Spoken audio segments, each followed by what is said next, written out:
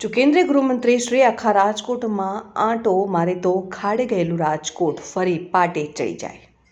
કેન્દ્રીય ગૃહમંત્રી શ્રી અમિત શાહ રાજકોટ ખાતે પધારી રહ્યા છે, ત્યારે રાજકોટવાસીઓ વતી તેમનું સ્વાગત છે। જાણવા મળ્યું છે કે રાજકોટ શહેરમાં કુવાડવા રોડ ઉપર ગ્રીનલેન્ડ ચોકડીથી પારેવડી ચોક બાજુ તેમના આવવાના રૂટ ઉપર જ્યાં પોલીસ 24 કલાક પહેલા 1.5 ફૂટના ખાડા હતા, ત્યાં નવા રસ્તાઓ બની રહ્યા છે। આને કરમની કઠણાઈ કહેવી કે કેન્દ્રીય ગૃહમંત્રીશ્રીનો પ્રભાવ। જેમ પીએમ નરેન્દ્ર મોદીએ ગઈકાલે લોથલથી અમદાવાદ સુધીનો પ્રવાસ ફરજિયાતપણે બાય રોડ કરવો પડ્યો, જેમાં તેમણે રસ્તા ઉપર પાણી ભરાયેલા ખાડામાં ડૂબેલો વિકાસનો અનુભવ કર્યો। આપણા રાજકોટમાં એક રાજ્યસભા સાંસદ, એક લોકસભા સાંસદ, રાજ્ય સરકારના એક કેબિનેટ મંત્રી, 4 ધારાસભ્યો, રાજકોટ મહાનગરપાલિકાના mayor, deputy mayor, standing chairman સહિતના 68 કોર્પોરેટરો, ટૂંકમાં રાજકોટના 10 આંગળા સત્તા પક્ષ ભાજપ રૂપી ઘીમાં પડ્યા છે। છતાંય આટલા ખાડા હોય તો ખાડે મોટી ખોટ જેવું લાગ્યા વિના રહેતું નથી। એમાં કેન્દ્રીય ગૃહમંત્રીના આવવાથી રાજકોટમાં રાતોરાત નવા નક્કોર